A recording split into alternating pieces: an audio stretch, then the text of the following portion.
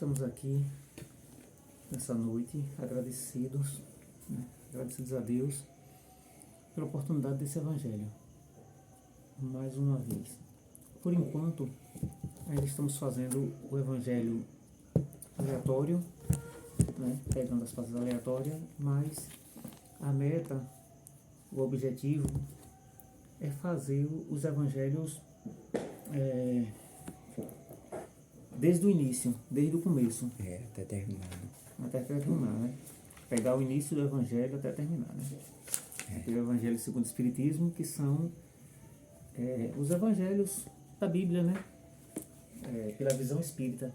Os Evangelhos de Lucas, Mateus, Marcos e João. Né? Os 4 Evangelhos. Então, por enquanto, vamos fazer aleatório. Vamos escolher. Quer abrir? Quer escolher?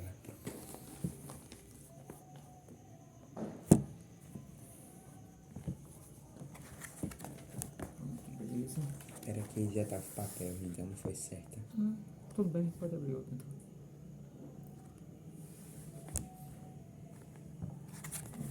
Vamos atrasar a Abra nossa um trecho da Bíblia. da Bíblia também, a leitura.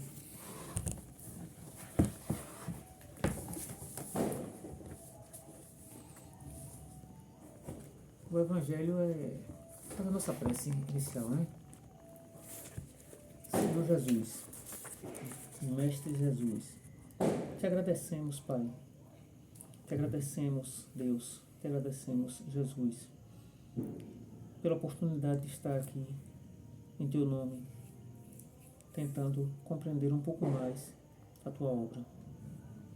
Jesus, nosso irmão maior, Jesus, em que está em perfeita comunhão por Deus.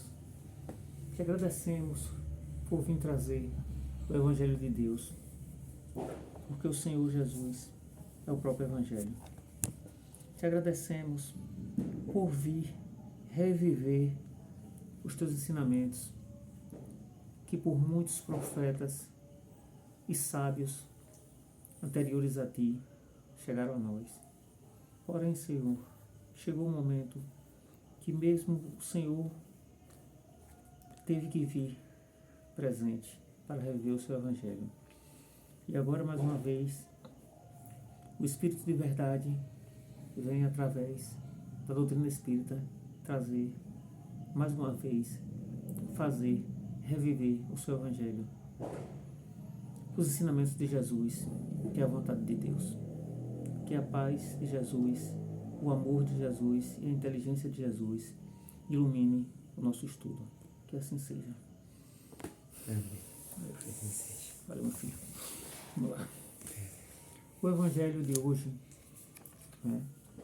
o capítulo 15 do Evangelho segundo o Espiritismo, fora da caridade não há salvação. E o primeiro trecho, a pergunta é: o que é preciso para ser salvo? É a parábola do bom samaritano. Normalmente, o ensino de Jesus, ele tem uma sabedoria imensurável. Eu digo imensurável porque, à medida que a humanidade for avançando intelectualmente, maior será a compreensão do Evangelho de Deus trazido por Jesus, o do Evangelho de Jesus, como assim queiramos dizer. Então, a parábola do bom samaritano mostra, antes de iniciar a leitura, que a bondade pode estar em qualquer um, que não devemos colocar rótulos, não devemos generalizar as coisas. Por quê? Porque o bom samaritano, se o samaritano era considerado, nos dizeres da época, pessoas de má vida, de alguma forma, nós vamos ver que há um samaritano bom. Então, o primeiro ensinamento é que não devemos rotular nenhum grupo. Esse é o primeiro ensinamento desse evangelho, né, trazido pelo Cristo. Quer que eu leia uma aqui? Ou vai ler? A gente, Esse aqui a gente vai, já que a gente começou por aqui, vamos começar aqui logo. Aí, abriu o que aí? Deus é grande, trata com misericórdia o homem. Deus vê tudo e é misericordioso. Isso é maravilhoso, né? É outro tema.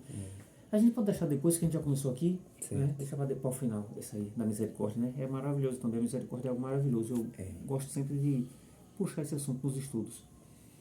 Então, o bom também no futuro, né? Quando nós fizemos o evangelho sequencial, é a gente planejar antes. Ou seja, ler essa parábola do bom samaritano na Bíblia, em qualquer Bíblia. Não importa, né? Para a gente desmistificar essa questão, né? Bíblia é isso, Bíblia é aquilo. Porque o próprio Jesus ensinou que a letra mata, o Espírito vivifica, né? Então, é isso. Vamos lá. A parábola do bom samaritano. Ora, quando o Filho do Homem vier em sua majestade, acompanhado de todos os anjos, se assentará no trono da sua glória. E todas as nações, estando reunidas diante dele, separará uns dos outros, como um pastor separa as ovelhas dos bodes, e colocará as ovelhas à sua direita e os bodes à sua esquerda. Ou seja, só esse pequeno trecho, né, já dá uma margem de discussão enorme, né, uma margem de ensinamento enorme. Só essa pequena frase. Compreensão. Né? Mas eu vou ler aqui outro trecho que eu acho que completa. É grande o trecho, né? Não, eu vou comentar isso. Ó. Ora, quando o Filho do Homem vier em sua majestade, esse Filho do Homem é o próprio Jesus, né? Que ele mesmo se denomina em algumas passagens como Filho do Homem. Por que Filho do Homem? Porque Jesus encarna no meio da humanidade. Então, E aí, pode falar. Aí tá filho da humanidade, filho do homem. Filho do homem, ele nasceu na humanidade, então ele nasceu do homem. Naquele momento que ele encarna, né, De Maria e... de Maria e José, né, pela primeira vez, ele é filho do homem. Então, a gente falou mais cedo da necessidade do desenvolvimento intelectual, e é normal que a humanidade se desenvolva mais intelectualmente do que moralmente, né? Sempre a intelectualidade vai lá na frente e a moralidade ainda está lá atrás, né? Mas de qualquer sorte ajuda, né? A intelectualidade ajuda a entender a moralidade, né? E isso aqui é interessante porque a gente pode ir mais longe nisso aqui, né? Quando o Filho do Homem vier em sua majestade, né? E aí tem a passagem que Jesus fala: meu reino não é deste mundo. Ou seja, a majestade de Jesus não é aqui, né? Ele não é rei aqui. Por quê? Porque rei aqui pode ser qualquer um. Qualquer um que não tenha moralidade, né? Basta ter poder ou intelectualidade. Não é isso? Então, meu reino não é deste mundo. Então, quando o Filho do Homem vier em sua majestade, acompanhado de todos os anjos, se assentará no trono da sua glória. E todas as nações, estando reunidas diante destes, separará uns dos outros, como um pastor separa as ovelhas dos bodes, e colocará as ovelhas à direita e os bodes à esquerda. Isso aí está falando de transição planetária. O espiritismo. Não é? Exatamente, ou seja... E para os católicos é juízo final. Juízo final, exatamente. Para os católicos, juízo final, exatamente. E Jesus vai levar uns ao inferno e à destruição e outros ao céu. Exatamente. Mas a gente sabe que não é assim, né? A gente sabe que foi uma interpretação ainda pueril, exagerada. Né? Exagerada. Eles né? realmente não vão para um lugar bom, mas eles também não vão para um lugar tão ruim assim. Mas assim como Moisés precisava ter uma lei dura no seu tempo, o catolicismo precisava ter palavras duras no seu tempo, né? Fortes no seu tempo, né? Ou seja, vai para o inferno, vai para o céu, né? Mas aí o tempo para converter as pessoas. Exatamente, para converter a pessoa. Foi necessário. Né? Para dizer, se você não fizer isso, você vai para o inferno. E ainda é necessário hoje para algumas pessoas, para algumas mentes. Né? Ainda é necessário hoje. Mas se para você não é, então podemos entender isso de outra forma, né? Isso como transição planetária. E podemos entender que não há inferno, porque inferno é um estado de espírito, é um estado de alma.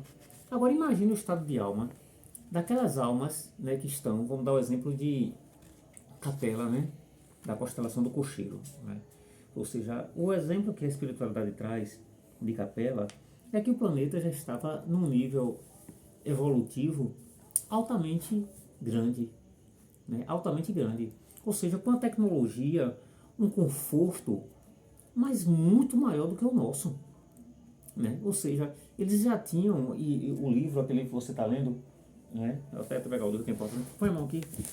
Aquele livro que você está lendo, esse livro é maravilhoso. Belíssimo. Esse livro, ele mostra claramente, né, Isso de... onde nós vamos chegar. Aqui, ó. Exilados por amor. Acho que não fica espelhado não, né? Não. Exilados por amor. Né? Esse espelhado é top. É, A letra vai ficar toda doida. mas aqui acho que vai aparecer certo, né? Tá aparecendo certo aí? Tá conseguindo ler lá? Hã? Consegue ler lá? Exilados por amor. Exilados por amor. É. Aqui tá escrito bem assim, ó. Só dá-lhe Ah, bom. ex-Roma. Mas não tem problema não. Amor é Roma. Exilados por amor, não tem como fazer. Exilados por Roma. Não. É exilados por amor. Exilados Exilados por por amor. Fica espelhado, né? Não sei como fazer. Então, esse livro, né, ele traz exatamente o que acontece com a humanidade, o que pode acontecer conosco.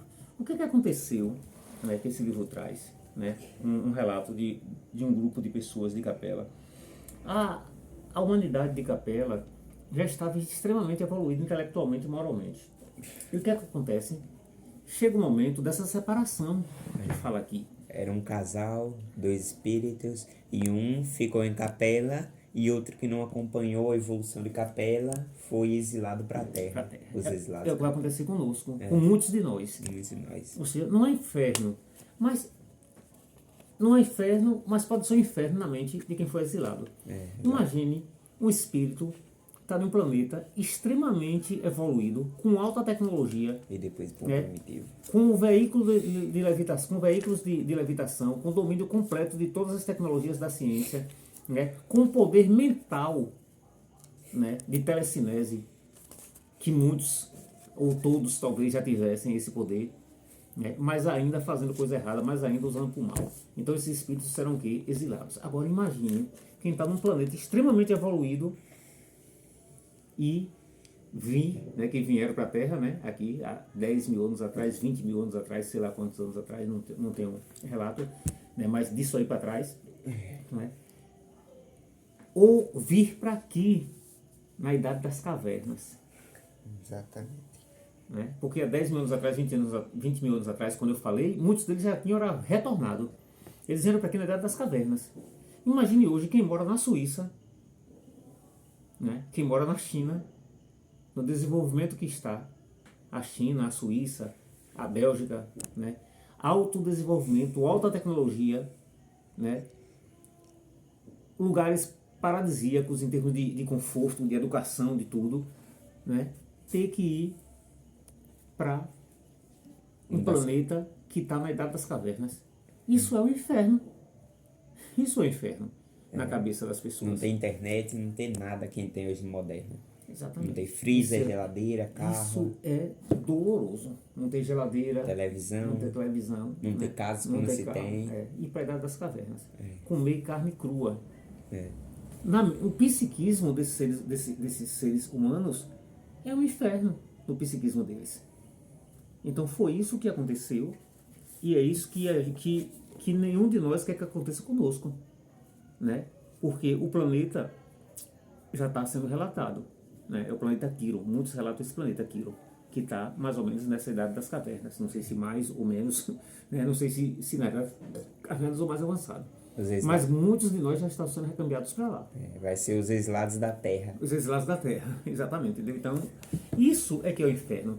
E a partir disso tudo, lá em Quiron, assim como aqui na Terra aconteceu, vai acontecer de, no psiquismo das pessoas, né, desenvolver essas teologias, né, essas ideias de quê? De paraíso perdido, né, de jardim do Éden. Tudo isso vai acontecer. A espiritualidade superior, a espiritualidade elevada, né, os espíritos que já evoluíram, que estão mais próximos de Deus, que não estão mais na condição humana, está numa condição que a gente pode traçar um paralelo de angelical. Esses espíritos angelicais, né, que estão em perfeita comunhão com Deus, eles compreendem perfeitamente o que é que vai acontecer. Mas isso é misericórdia de Deus, é bondade. Porque quem foi exilado para um planeta desse, né, é porque causou muito mal. E a gente sabe que tem muita gente que causa muito mal. É só nós pensarmos nas guerras que tem pelo mundo. A gente conhece muito as guerras na Europa, né, na França e tal. Mas a gente fala pouco das guerras na África, na Ásia. Fala pouco. Tem uma revolta na África, né, que um país europeu, vocês podem pesquisar depois, né, colocou na cabeça das pessoas, colocando um grupo contra outro, que eles se mataram com facão. Um grupo de pessoas gigante, né, saíram todos com facão na mão, cortando o outro grupo de pessoas e matando. Isso é horrendo. Isso é triste. Isso dá vontade de parar aqui o Evangelho agora e chorar. Isso é muito triste. Pois é. Irmãos nossos, nós, nessa condição, não merecemos a terra. Infelizmente, temos que ser colocados em uma escola primitiva para começar tudo de novo. Isso é amor. Isso é misericórdia. Porque tem seres humanos, ou nós mesmos em outras encarnações, não sabemos, né? Não estamos aqui para nos vangloriar que somos bons. Não, eu não sei o que eu fiz. Eu não sei nem o que é que eu tenho condições de resgatar, né?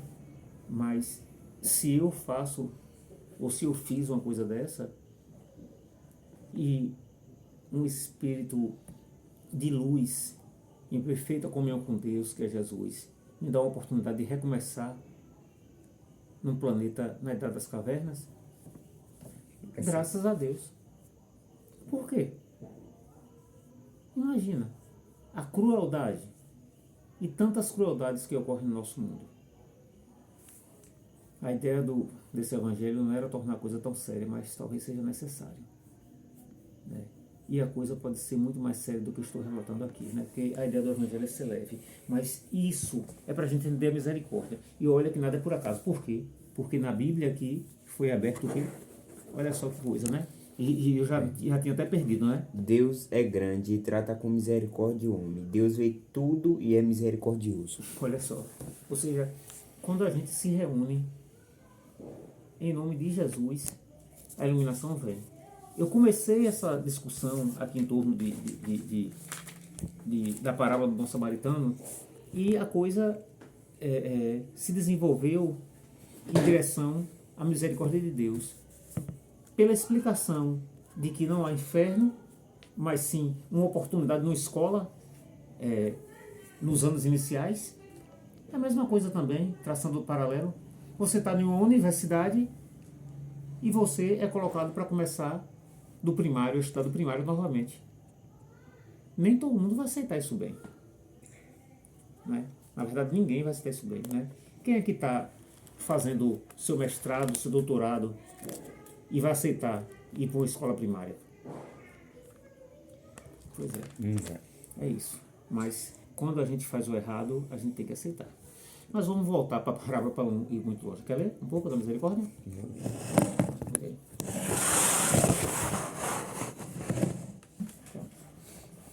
Deus vê tudo e é misericordioso. Sempre estará diante dele o seu procedimento, jamais oculto a seus olhos. Para cada povo estabeleceu um chefe, mas Israel é a porção do Senhor. Todas as suas obras estão diante dele, como o sol. Seus olhos não deixam de ver sua conduta. Suas iniquidades não lhe ficam ocultas. Todos os seus pecados estão diante do Senhor. A esmola de um homem está perto de Deus, como um sinete conserva a boa obra de um homem como a pupila dos olhos. Um dia se levantará e os a recompensar. Fará descer-lhe sobre a cabeça a sua recompensa. Aos que se arrependem, ele concede um retorno, e aos que perdem a esperança reconforta. Converte ao Senhor e renuncia aos pecados. Gostei dessa parte aqui que ele falou. Fará descer sobre sua cabeça que arrepende e ele concede um retorno. Esse retorno acho que poderia ser uma vida em outro planeta, né? Tá vendo? Tá vendo que não é por acaso? Tá vendo que quando a gente busca se iluminar, se esclarecer, a intelectualidade encontra a luz? Você vê que nós abrimos aleatoriamente os dois, né? O Evangelho segundo o Espiritismo e a Bíblia. Os dois, né? E os dois se encontram. Né? Nada planejado aqui, nada ensaiado. Né? Mesmo porque nós começamos o Evangelho falando o quê? Que o Evangelho, por enquanto, está aleatório, ainda não organizamos nada. Né? Mas a espiritualidade organiza. Né? Converte-te ao Senhor e renuncia aos pecados. Suplica a sua face e diminui a ofensa. Volta ao Altíssimo, afasta-te da injustiça. Detesta firmemente a iniquidade. Quem louvará o Altíssimo na mansão dos mortos? Os vivos não lhe rendem glória? O morto não, mas existe, não presta louvor. Louva ao Senhor, quem tem vida e saúde, como é o grande e misericordioso e a misericórdia do Senhor, e seu perdão para os que se revoltam para ele. Porque o homem não pode ter tudo, pois não é mortal. O filho do homem que é de mais luminoso que o sol, e também ele se eclipsa. Quanto mais o homem cuja inclinação a carne e sangue, Deus supervisiona o exército dos astros no alto dos céus. Quanto mais homens que são terra e cinza. Você vê, né? Ele falou aí também do filho do homem, né? E aqui também falou do filho do homem, né? Veja só como dois livros, né? Abertos aleatoriamente tratam da mesma situação, né? É interessante demais. Né? Então, aqui também, né, nessa parte que você leu também, fala, né, fala de misericórdia, né, e teve trechos aqui interessantes. Né? Deixa eu ver se eu consigo encontrar aqui trechos que foram lidos. Foi aqui. Foi esse aqui, né? Deus é grande e trata com misericórdia o homem. Foi esse? Foi esse, filho? Foi, né? Foi esse aqui? Você viu? Não. Vou explicar. Pronto, pronto, é a mesma coisa. Deus vê tudo e é misericordioso, Para cada povo estabelecer um chefe, mas Israel e a proteção do Senhor. Mas Israel é a proteção do Senhor. Esse é uma coisa importante de falar, né? Que muitas dessas coisas aqui são simbólicas, né? Israel não é o país circunscrito que foi criado, né, um tempo desse, né? Nessa época Israel era um povo, né, apenas, né? Não é o país Israel, nada a ver, era um povo apenas, e era representativo, né? Não era nação. Não era nação, exatamente, filho. Tudo é representativo. Então, aqui uma parte interessante, né? Suas iniquidades não lhe ficam ocultas. Todos os seus pecados estão diante do Senhor. Ou seja, Deus tudo vê, não só Deus, né? Na verdade, eu costumo usar esse termo, os prepostos de Deus. Ou seja, os trabalhadores de Deus. Por que os trabalhadores de Deus? Deus precisa de alguém trabalhando para ele? Não. Claro que não. Lógico que não. Deus não precisa de ninguém trabalhando para ele. Mas por que a gente trabalha para Deus? É a oportunidade. Trabalhar para Deus é ingressar na escola. É se desenvolver, é crescer. Se Deus fizesse tudo, como é que a gente ia crescer? Como é que a gente ia se desenvolver? Então, os trabalhadores de Deus fazem um trabalho, né, na obra de Deus para crescer, para se desenvolver, para se aproximar de Deus, para entrar em comunhão com Deus. É para isso. né?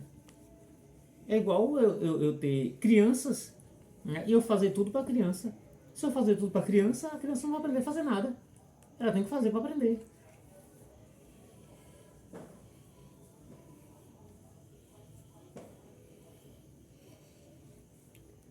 Tem mais outro trecho aqui que eu gostei, que eu achei interessante comentar.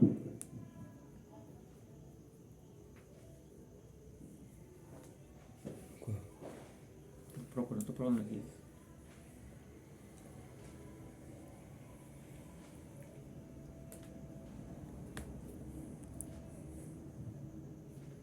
Porque o homem não pode ter tudo, pois não é imortal, o Filho do Homem. Porque o homem não pode ver tudo, pois não é imortal, o Filho do Homem. Ou seja, é o homem encarnado, né? Que o homem... Se a gente é encarnado, a gente não pode ver tudo, né? Imortal nós somos a alma, né? A alma não é homem, é espírito, né?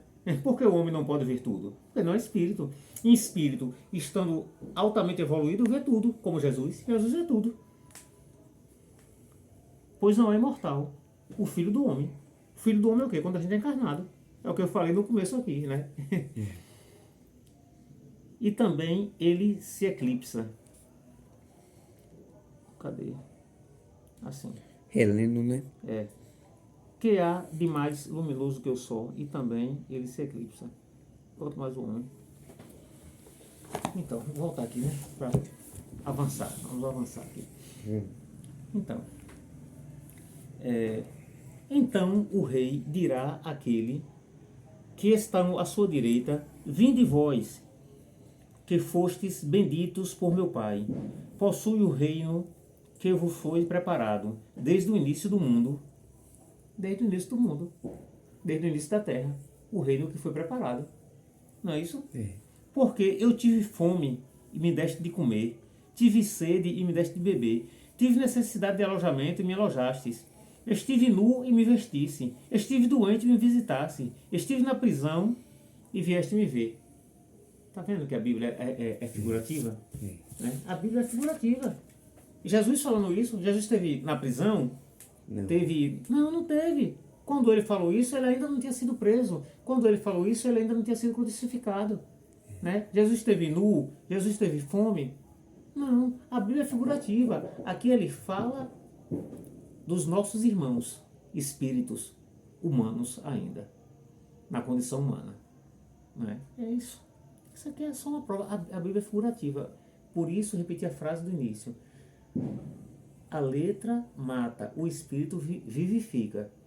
Ou seja, para quem é da área do direito, é bem comum ouvir, né, essa questão da letra mata, porque a letra da lei ela é para ser interpretada.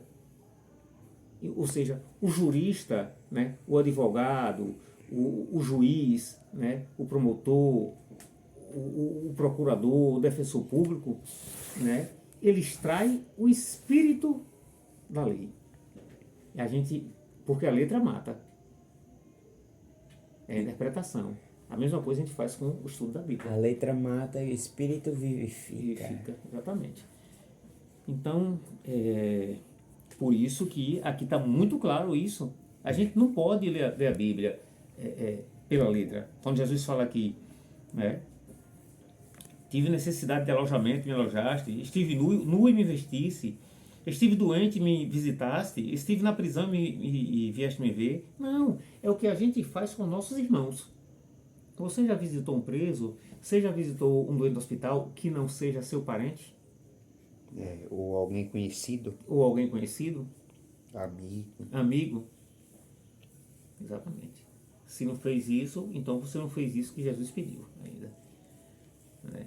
Mas ainda bem que Jesus deu muitas oportunidades aqui, né? Quando eu fui, então fala de várias situações, várias necessidades humanas. Então os justos lhe responderão: Senhor, quando foi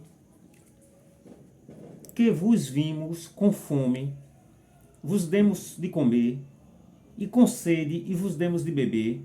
Quando foi que vos vimos sem alojamento, e vos alojamos, ou sem roupa, e vos vestimos? E quando foi que vos vimos doente, ou na prisão, e vimos vos visitar?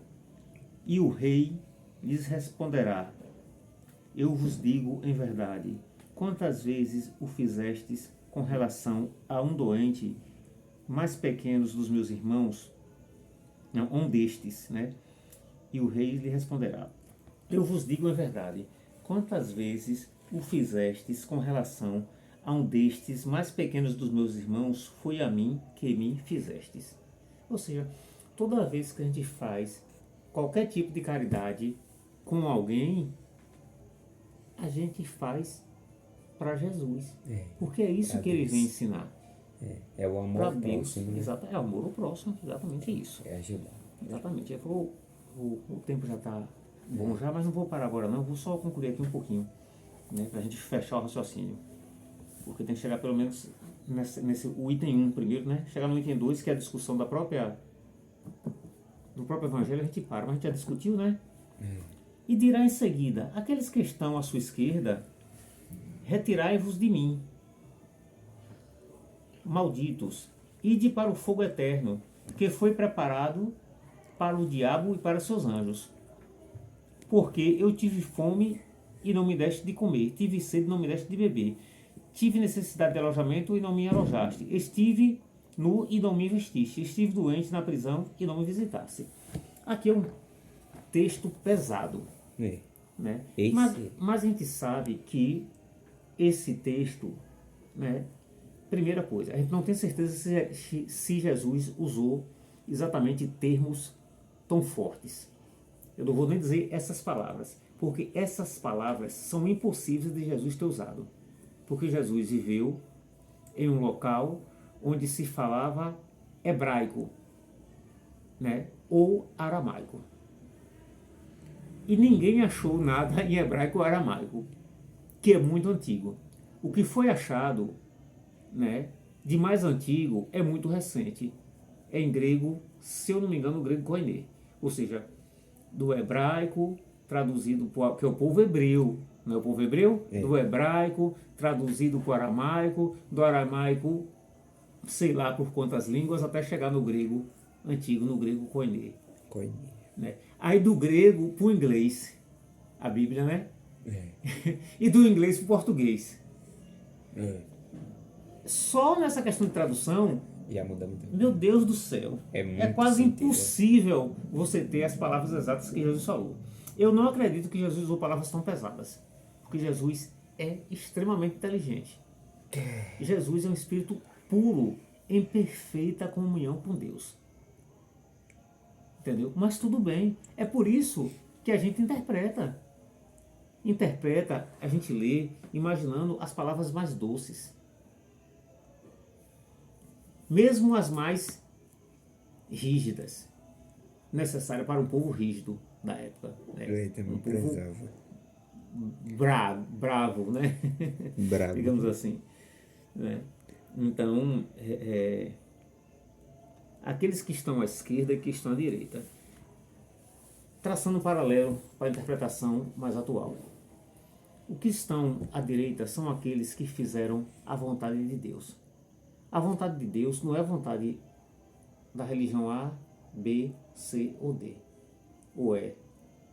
A vontade de Deus é o bem, é o amor, é a paz. Esteja aonde estiver. Esteja o bem, o amor, a paz, a luz, a caridade. Amor ao próximo. Né, o amor ao próximo. Esteja aonde estiver, é a vontade de Deus. Não importa a religião. Se é budismo, hinduísmo, qualquer ismo, né, espiritismo, né, cristianismo, catolicismo, não importa a religião. Ou religião nenhuma. Ou no ateísmo. Se for o bem, o amor, a paz, a caridade, a solidariedade, a fraternidade, né, é comunhão com Deus. Exatamente. Então essa é a vontade do Pai.